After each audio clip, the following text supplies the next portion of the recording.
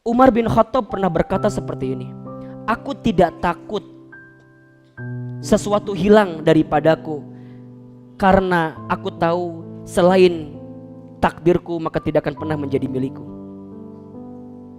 Aku pun tidak gelisah dengan sesuatu yang aku miliki kemudian aku kehilangannya. Kenapa? Karena aku tahu sesuatu yang bukan jadi milikku bagaimanapun tidak akan pernah menjadi milikku. Begitu sebaliknya, aku tidak pernah risau dengan apa yang belum aku dapatkan saat ini, karena aku yakin kalau itu semua akan miliki maka akan datang dengan cara apapun.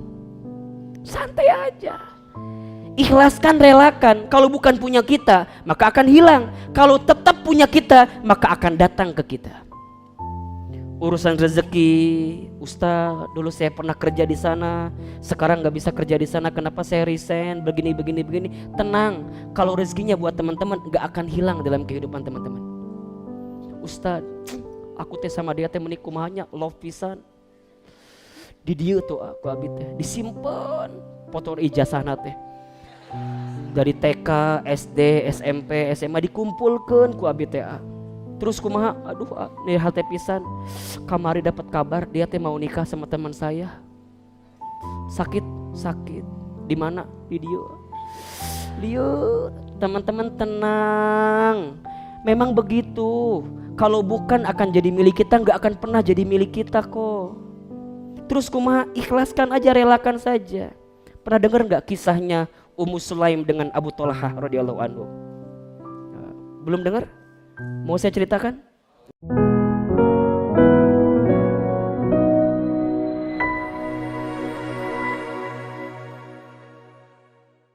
Yang membuat orang gak bisa ikhlas itu adalah takut dicela, takut dihina, takut dibully, takut direndahkan. Penilaian orang. Coba saya mau tanya, kalau teman-teman dihina sama orang, senang atau sedih? Nah, itu salah persepsinya. Kalau ada orang yang merendahkan kita, kalau ada yang mencela kita, harusnya kita senang. Kenapa? Di saat itu Allah sedang meninggikan derajat kita. Ahilman malah pengen kalau ada orang yang ngebully saya, ngehina saya, mencaci maki saya, gak apa-apa. Kenapa? Di saat itu Allah sedang menggugurkan dosa-dosa saya. Jadi kalau teman-teman sekarang banyak yang mencela teman-teman, yang menghina teman-teman, gak apa-apa, itu bagus. Kenapa? Karena biasanya orang akan kelihatan titik nadirnya sebagai seorang manusia saat dia tahan dengan ujian, saat dia tahan dengan dicaci maki. Bukankah Rasul itu menjadi seorang yang sangat luar biasa menyikapi kehidupan karena beliau begitu banyak yang membencinya? Bahkan saat beliau lahir pun sudah dibenci, beliau jadi anak-anak pun sudah dibenci, saat tumbuh dewasa pun dibenci, bahkan saat mau hijrah menyampaikan kebaikan pun dibenci. Ternyata Masya Allah, kesabaran Rasul saat dicela, dibenci itulah yang merubah karakternya menjadi karakter yang paling kuat dalam kehidupan. Maka mohon maaf, kalau tiga hal ini, senang dipuji, kemudian senang urusan dunia, kemudian takut dicela, teman-teman hilangkan, maka teman-teman akan dapat kategori yang namanya ikhlas. Ikhlas itu memang berat, tapi itulah cara pertama untuk teman-teman bisa menghapus jejak masa lalu. Ingat ya, Umar bin Khattab pernah berkata seperti ini, aku tidak takut sesuatu hilang daripadaku, karena aku tahu selain takdirku maka tidak akan pernah menjadi milikku. Aku pun tidak gelisah dengan sesuatu yang aku miliki kemudian aku kehilangannya. Kenapa? Karena aku tahu sesuatu yang bukan jadi milikku bagaimanapun tidak akan pernah menjadi milikku.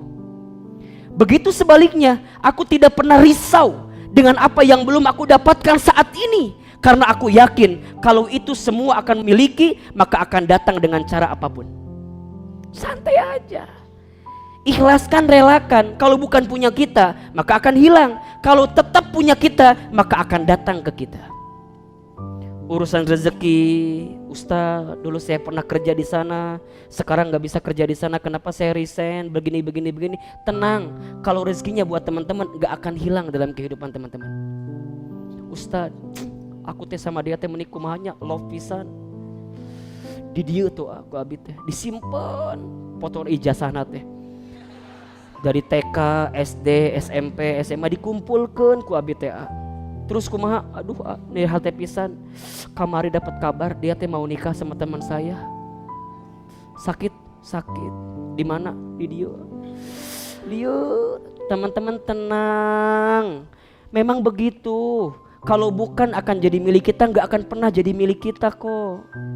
Terus kumaha? Ikhlaskan aja, relakan saja. Pernah dengar nggak kisahnya Ummu Sulaim dengan Abu Thalhah radhiyallahu anhu? Belum dengar? Mau saya ceritakan? Oh, ini banyak banget kisah harian ini. Baik.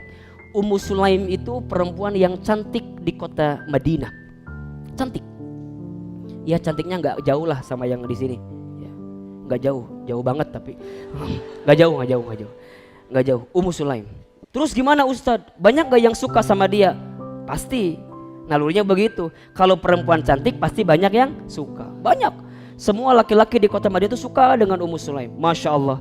Sampai di antara laki-laki yang suka itu ada seorang laki-laki yang Ummu Sulaim juga suka. Siapa itu? Abu Thalhah radhiyallahu anhu. Abu Thalhah. Tapi gimana Ustadz? Apakah Abu Thalhah juga cakep? Mohon maaf. Di antara banyak pemuda itu, Abu Thalhah termasuk pemuda yang ganteng.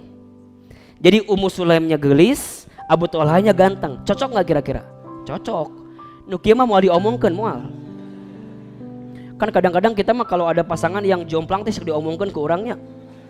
Yang perempuannya cantik, yang laki-lakinya teh biasa kumaha gitunya, kuleuh hidup hidung. Kadang-kadang orang teh kan kudu mikir apakah jadi dosa buat orang lain atau tidak. Dosa apa, jadi mengundang gibah atau enggak gitu.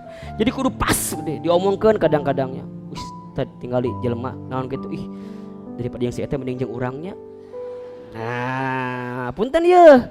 Ada enggak yang sering begitu di sini? Hati-hati, dia lebih hebat dibanding antum. Kenapa? Karena dia membuktikan perempuan cantik mau sama dia, sedangkan antum GGM. Ganteng-ganteng mubazir. Jadi punten lah nu can nikah mah tetep we rek seganteng-ganteng dege tetep lah. Belum. Ya gantengnya buat pribadi doang. Bukan buat Allah gitu. Kalau udah nikah mah luar biasa. Sampai Abu Thalhah. Ketika Abu Thalhah mengatakan cintanya kepada Ummu Sulaim, apa kata Ummu Sulaim? Abu Thalhah, aku pun juga sama punya perasaan yang sama kepadamu. Kata Abu Thalhah, mau mahar apa yang aku berikan kepadamu agar engkau mencintaiku? Sok, kalau akhwat digitukan, nya misalnya nih nanya ke laki-laki, ikhwan, akhi, aa, jang, ujang, jang, mau nyiapin mahar apa? Sok teman-teman akan menjanjikan apa biasanya? Ngomongnya heula kan orang mah. Iyo, ayah henteu. Cuman dalam bayangan katanya. Masya Allah. Apa kata Ummu Sulaim? Abu Thalhah menjawab, engkau ingin dinar sebesar apa aku siapkan. Engkau ingin dirham sebesar apa aku siapkan. Engkau ingin unta sebagus apa aku siapkan. Tapi apa jawaban Ummu Sulaim? Wahai Abu Thalhah, sesungguhnya aku tidak ingin mahar harta daripadamu. Aku hanya ingin satu komitmenmu untuk mencintaiku. Apa itu? Sebelum engkau menikahiku, aku ingin engkau masuk dulu ke dalam Islam. Jadi ternyata pada waktu itu Abu Thalhah masih belum Islam, tapi suka dengan Ummu Sulaim yang sudah Islam. Ini penting nih pelajarannya nih ya. Jadi kalau ada perempuan nih yang kemudian juga dicintai oleh laki-laki yang mohon maaf mungkin bukan satu akidah dengan kita, maka target dakwah pertama adalah bagaimana membuat dia masuk ke dalam Islam, baru kemudian mencintai dirimu. Karena begitu banyak perempuan yang ketika bertemu dengan laki-laki yang bukan satu akidah dengan dirinya, karena alasan cinta ujungnya menghalalkan berbagai cara. Ini bahaya. Ini bahaya. Singkat cerita, kemudian Abu Thalhah bertanya kepada Ummu Sulaim, wahai Ummu Sulaim, bagaimana caranya agar aku bisa mengungkapkan perasaan cintaku dengan berislam? Kata Ummu Sulaim, datanglah kepada Rasulullah SAW. Sampailah kepada Rasul, Abu Thalhah ditanya, wahai Abu Thalhah, benar ingin kau masuk Islam? Iya. Apa alasanmu? Tadi alasannya apa? Aku masuk Islam karena aku ingin meminang atau menikahi seorang perempuan bernama Ummu Sulaim. Pertanyaan saya, boleh nggak masuk Islam karena dasar, bukan karena Allah? Boleh nggak? Baik. secara hukum tidak boleh, tapi secara motif itu dibolehkan.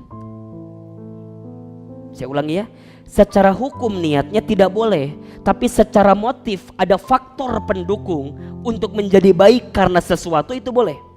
Contoh, teman-teman ngaji ke sini, boleh nggak kalau teman-teman ngaji ke sini tuh karena ada orang yang diincar di pengajian ini? Boleh nggak? Boleh, boleh, boleh. Wow. Ini dia. Kalau niat dasarnya itu nggak boleh hukumnya.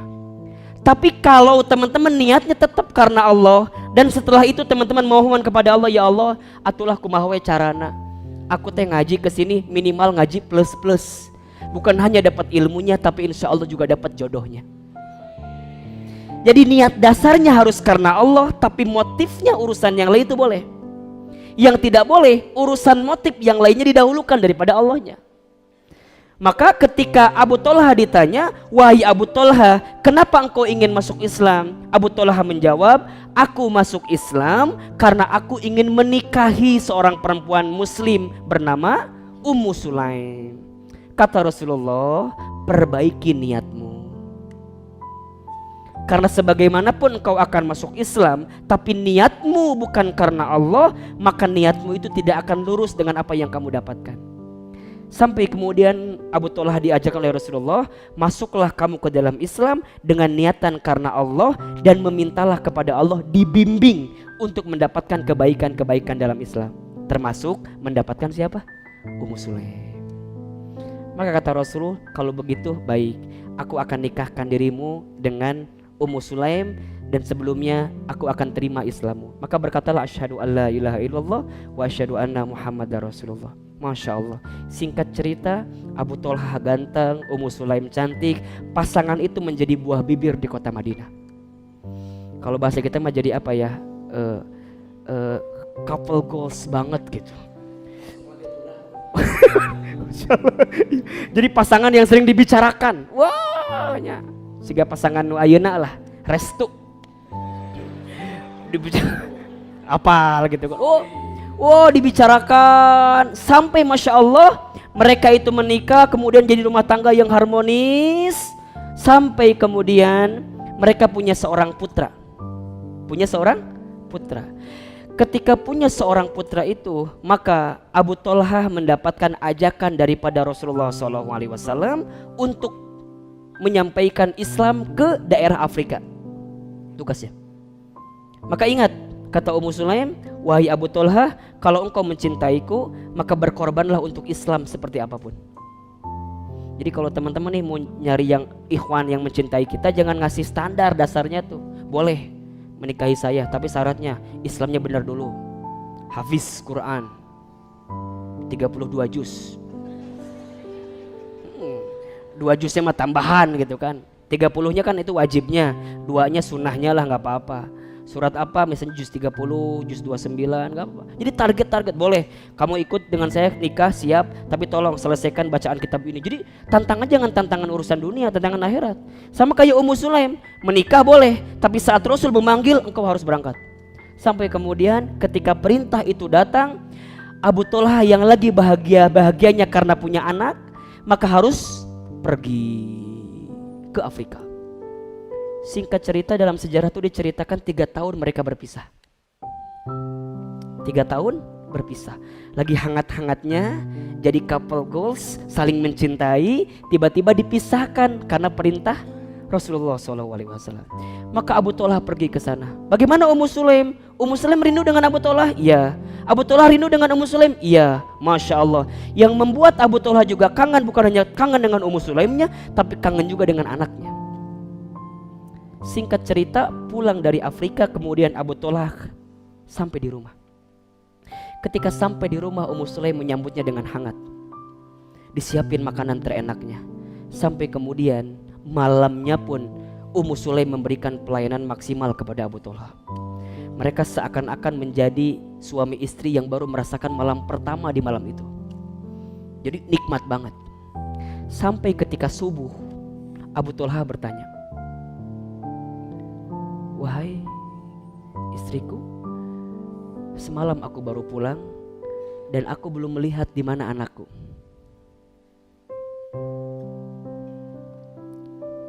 Wajar nggak bapak nanya anak? Wajar. Apa kata Ummu Sulaim? Wahai suamiku, sebelum aku mengatakan di mana anakku, aku ingin bertanya dulu sama dirimu. Kata Abu Thalhah, apa pertanyaannya? Bagaimana sikapmu kalau ada seseorang yang menitipkan barang kepadamu, kemudian seseorang itu mau mengambilnya, apa yang akan kamu lakukan? Kata Abu Thalhah, kalau barang itu miliknya, aku akan kembalikan dengan sepenuh hati. Aku akan berikan kapanpun pemiliknya mau. Apa kata Ummu Sulaim? Benar itu jawabannya? Iya. Kalau aku dititipi barang dan orang yang nitipin kepadaku minta dikembalikan, maka secepatnya aku akan kembalikan barang itu. Kata Ummu Sulaim, wahai Abu Thalhah, suamiku, sesungguhnya saat dirimu pergi, anak kita sudah dipanggil oleh Allah Subhanahu wa ta'ala. Sampai kata Abu Thalhah, benar? Kenapa engkau tidak ceritakan kepadaku? Kenapa semalam engkau masih melayaniku dengan baik? Kenapa kemarin engkau masih memberikan makanan ternikmat kepadaku? Dan di akhir ini engkau ceritakan bahwa anak kita pergi? Kenapa engkau tidak menceritakan itu? Kenapa engkau berbohong? Dan kenapa engkau sembunyikan itu semua? Marah, karena seakan-akan apa? Nggak dikasih tahu, disembunyikan. Sampai kemudian Abu Thalhah melaporkan kepada Rasulullah SAW. Ya Rasulullah, sesungguhnya aku mendapatkan kabar duka. Aku kehilangan anakku, tapi istriku tidak menceritakan kepadaku. Bahkan semalam aku pernah dengan istriku bermain seperti biasa. Aku merasakan nikmat, diberikan masakan yang enak, tapi istriku tidak menceritakan tentang kondisi anakku yang dipanggil oleh Allah Subhanahu wa ta'ala. Kata Rasulullah, ya Abu Thalhah, sodakta Ummu Sulaim. Yang benar itu adalah Ummu Sulaim. Kenapa? Karena Ummu Sulaim mengajarkan kepadamu bagaimana caranya ikhlas saat kehilangan. Ummu Sulaim mengajarkan kepadamu bagaimana caranya rela dengan setiap yang Allah titipkan kepadamu. Sampai Rasulullah berkata seperti ini, sesungguhnya yang bukan menjadi milikmu maka tidak akan pernah menjadi milikmu. Yang pasti menjadi milikmu maka dengan cara apapun akan menjadi milikmu. Teman-teman, masa lalu kita yang memang bukan punya kita maka akan hilang begitu saja. Dan masa depan kita yang insya Allah jadi milik kita maka akan datang dengan kebaikan-kebaikan itu. So yang paling sederhana adalah ikhlaskan, relakan. Jangan selalu melihat orang di masa lalu, karena setiap orang punya harapan dengan masa depan. Jangan pernah comeback dengan masa lalu, karena setiap orang pasti akan tergiur dengan masa lalunya, tapi dia lupa dengan masa depannya. So mulai hari ini satu jawabannya, menghapus jejak masa lalu adalah dengan ikhlaskan, relakan. Makin teman-teman ikhlas kehilangan, maka makin teman-teman akan diganti dengan yang lebih baik oleh Allah Subhanahu wa ta'ala. Satu, ikhlaskan, relakan.